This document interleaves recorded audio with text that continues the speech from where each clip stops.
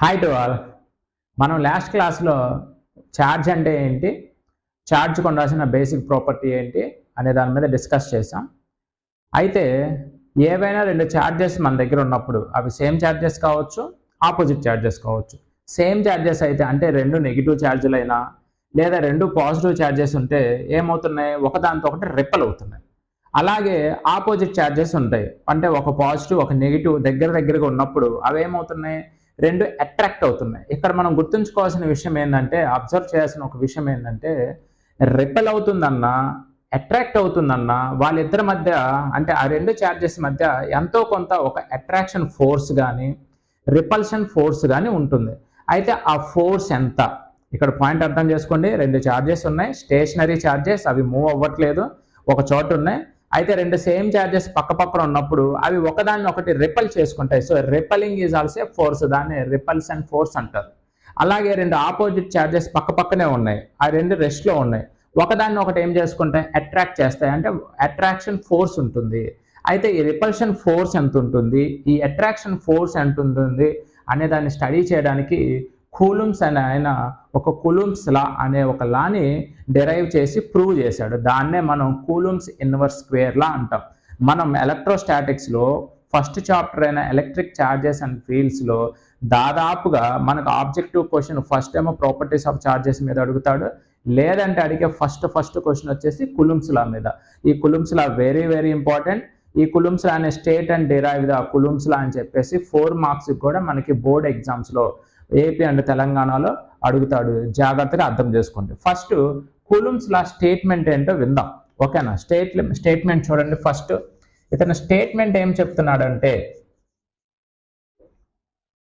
ఓకేనా, ఏవైనా రెండు ఛార్జెస్ ఉంటే, ఓకేనా, ఏవైనా రెండు ఛార్జెస్, నేను for suppose 2 charges, first charge A దగ్గర ఉంది అనుకుంటున్నా, సెకండ్ ఛార్జ్ బి దగ్గర ఉంది అనుకుంటున్నా. ఏ దగ్గర ఉన్న ఛార్జ్కి ఏమో Q1 అనుకుంటున్నా, బి దగ్గర ఉన్న ఛార్జ్నేమో Q2 అనుకుంటున్నా. అర్థం చేసుకోండి, నిదానంగా ఎక్స్ప్లెయిన్ చేస్తాను, చాలా చాలా ఇంపార్టెంట్, ఓకేనా? ఈ రెండు ఛార్జెస్ మధ్య నేను కాసేపు ఈ రెండు ఛార్జెస్ సేమ్ ఛార్జెస్ అనుకుంటున్నా, ఓకేనా? మీరు సేమ్ ఛార్జెస్ అనుకోవాలని రూల్ లేదు, ఏదైనా అనుకోవచ్చు, బట్ నేను ఎగ్జాంపుల్ కోసం రెండు ఛార్జెస్ సేమ్ అనుకుంటున్నా.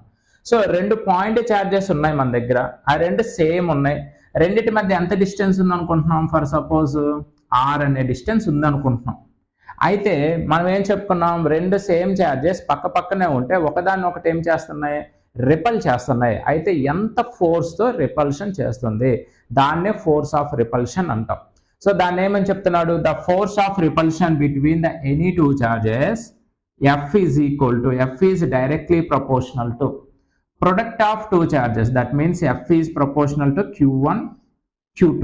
దీని ఈక్వేషన్ నెంబర్ 1 అనుకోండి.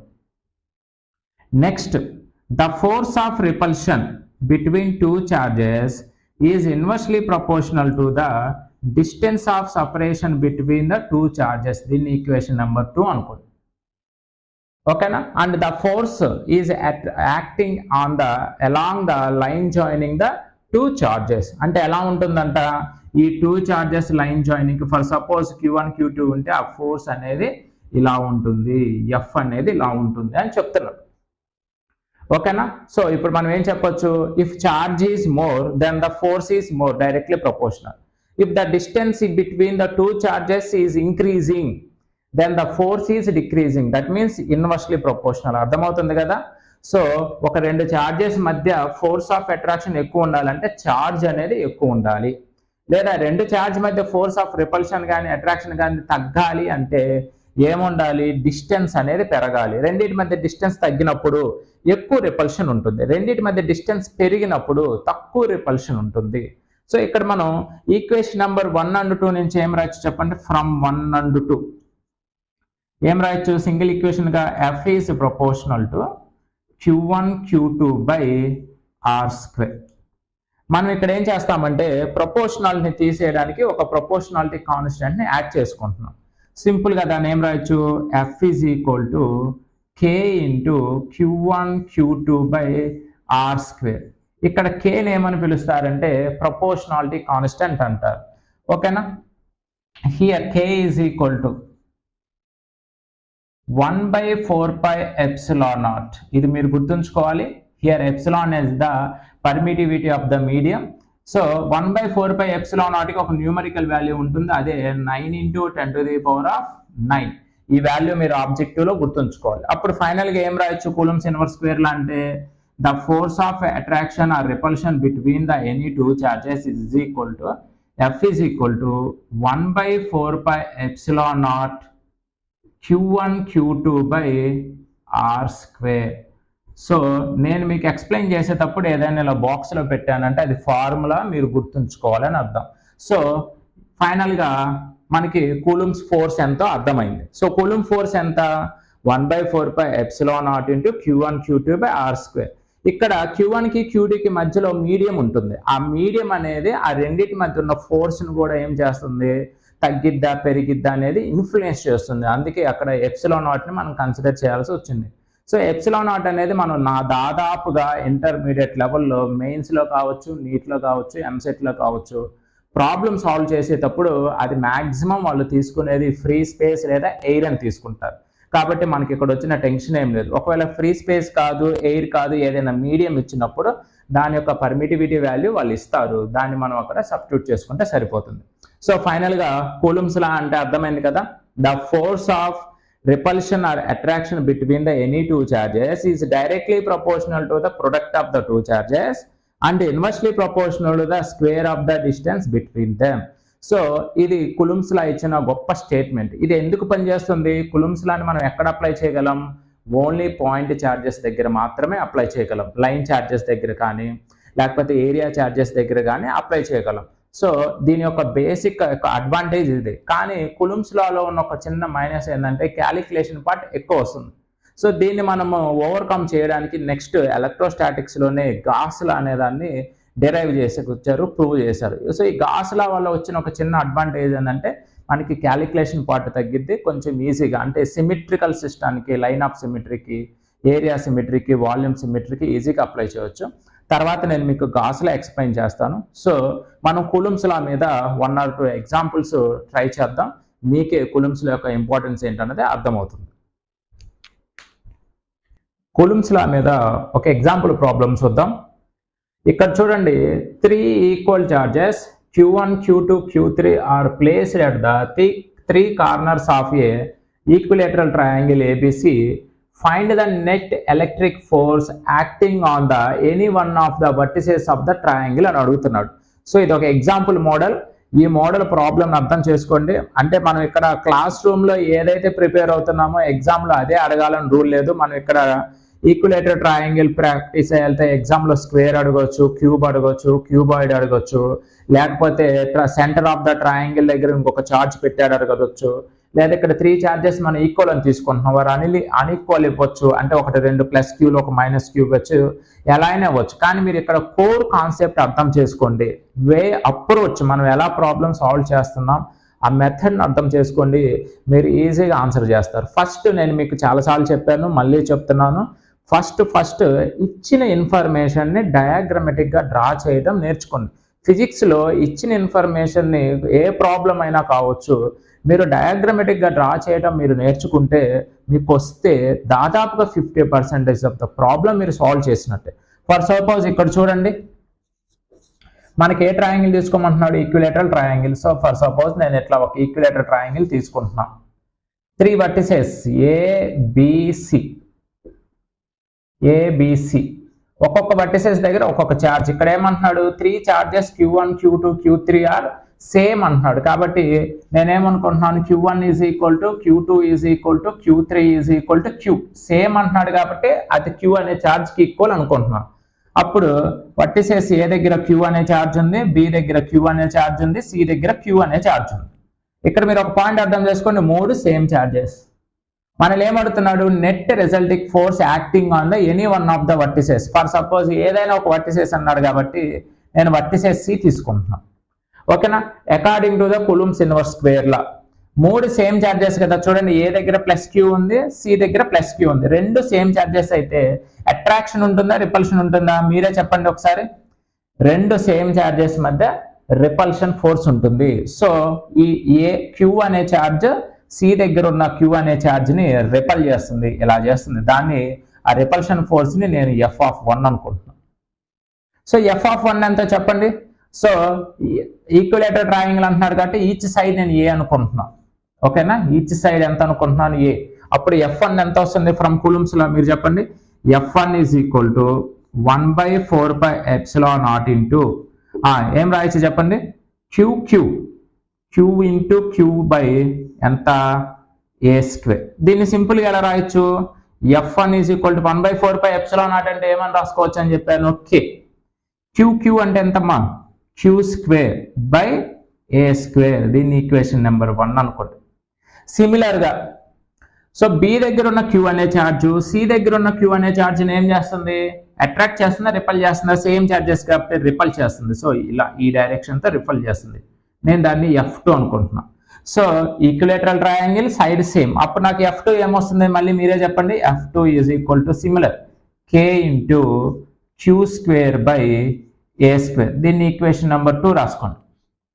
ఎందుకు, ఈక్విలేటరల్ ట్రయాంగిల్ కాబట్టి all sides are equal.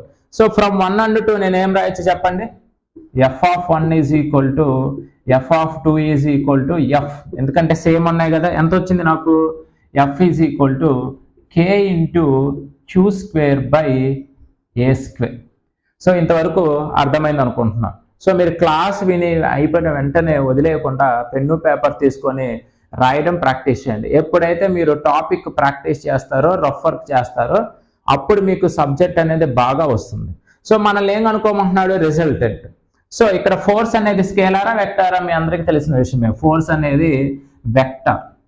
So force is a vector. ఇక్కడ F1 అనేది వెక్టార్, F2 అనేది వెక్టార్. ఆ రెండింటి యొక్క రిజల్టెంట్ కూడా ఏమవుతుంది, వెక్టార్ అవుతుంది. సో రెండు వెక్టార్స్ అనేవి ఒక సమ్ యాంగిల్ నుంచి వర్క్ అవుతుంటే మనం అక్కడ ఏం అప్లై చేయొచ్చు, ఫస్ట్ ఇయర్ లో నేర్చుకున్నాం. ఓకేనా, ఫస్ట్ ఇయర్ లో మోషన్ ఇన్ ఏ ప్లేన్ అనే చాప్టర్ లో ప్యారలలోగ్రామ్ లా అనే ఒక టాపిక్ నేర్చుకున్నాం. అది ఎప్పుడు, 2 vectors are acting from a same point. So అప్పుడు ఈ రెండింటి మధ్య యాంగిల్ ఎంత అవుతుంది చెప్పండి. ఈక్విలేటర్ ట్రయాంగిల్ కాబట్టి 60 60 60, ఇక్కడ కూడా 60 degrees ఉంటుంది. సో ఈ రెండింటి మధ్య రిజల్టెంట్ ఎలా వస్తుంది, ఎఫ్ ఆఫ్ నెట్ ఈ డైరెక్షన్ వస్తుంది. So F net. సో దాని నుంచి నేను ఏం రాయొచ్చు, by using parallelogram law of vector. ఓకేనా, by using parallelogram law of vector. ఓకేనా, by using parallelogram law of vector. So ఇక్కడ మనం ప్యారలలోగ్రామ్ ఎందుకు యూజ్ చేస్తున్నామో, ప్యారలలోగ్రామ్ లా ఎందుకు యూజ్ చేస్తున్నామో నేను మీకు చెప్పాను. రెండు వెక్టార్స్ ఉన్నప్పుడు రెండింటి మధ్య రిజల్టెంట్ కనుక్కోవాలన్నప్పుడు, సమ్ యాంగిల్ తెలిసినప్పుడు మనము బ్లైండ్ గా ఈజీగా మనము ప్యారలలోగ్రామ్ అప్లై చేయొచ్చు. దాన్ని మనం డిజైన్ చేసుకుంటే అందుకు.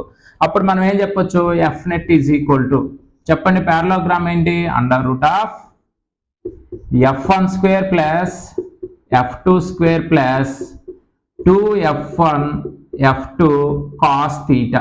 ఇదే కదా ప్యారలలోగ్రామ్. F1 అంటే వీడు, F2 అంటే వీడు, వీళ్ళిద్దరి మధ్య ఉన్న రిజల్టెంట్. కానీ మనకి F1 F2 ఎలా వచ్చింది, F వచ్చింది. అప్పుడు నాకు అదేమొస్తుంది చెప్పండి, under root of F square plus F square plus 2FF cos theta place లో 60. ఇక్కడ 60 ఎందుకు తీసుకున్నామో మీ అందరికి అర్థమైంది అనుకుంటున్నా. మళ్ళీ ఇంకోసారి చెప్తున్నా, ఇచ్చింది ఈక్విలేటరల్ ట్రయాంగిల్. క్వశ్చన్ లో మనకి ఎక్కడ యాంగిల్ 60 అని ఇవ్వాలి. అయినా మనం ఎందుకు తీసుకున్నాము, ఓకేనా, we know that the basic properties of the triangle. నేను అందుకే మీకు ఇంట్రడక్షన్ క్లాసెస్ లో చెప్పా, ఫిజిక్స్ ఆబ్జెక్టివ్ చేయాలంటే మీకు మ్యాథ్స్ బేసిక్స్ వచ్చి ఉండాలి. ఈక్విలేటర్ ట్రయాంగిల్ అంటే ఆల్ సైడ్స్ ఈక్వల్ ఉంటాయని, ఇంటర్నాంగిల్ యాంగిల్ 180 degrees ఉండాలని, సమ్ ఈచ్ వచ్చేసి 60 degrees ఉండాలని మీకు ఈ నాలెడ్జ్ ఉండాలి.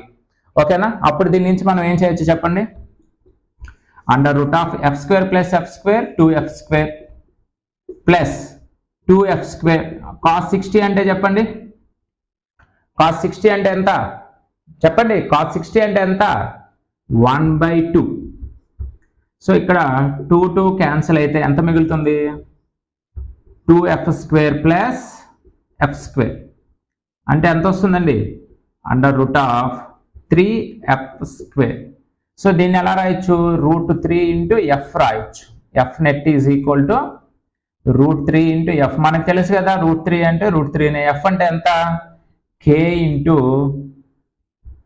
Queue square by A square. So మొత్తంగా అసలు what is the resultant force ఎంత వస్తుంది మనం, సో ఫైనల్ గా F net is equal to F net is equal to root 3 by 4 pi epsilon naught q square by a square.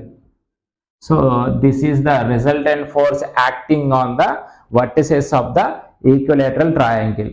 So ఈ విధంగా మీరు వాడు ఏ షేప్ అయినా ఇవ్వండి, టాపిక్ మర్చిపోవద్దు. ఫస్ట్ మనం ఏం చేయాలి, ఇండివిజువల్గా ఉన్న ఫోర్సెస్ని కనుక్కోవాలి, తర్వాత రిజల్టెంట్ ఫోర్సెస్ కనుక్కోవాలి. ఓకేనా? నెక్స్ట్ క్లాస్లో కూలుంబ్స్ లా మీద ఇంకో 1 or 2 important formulas, important problems మనం సాల్వ్ చేద్దాం.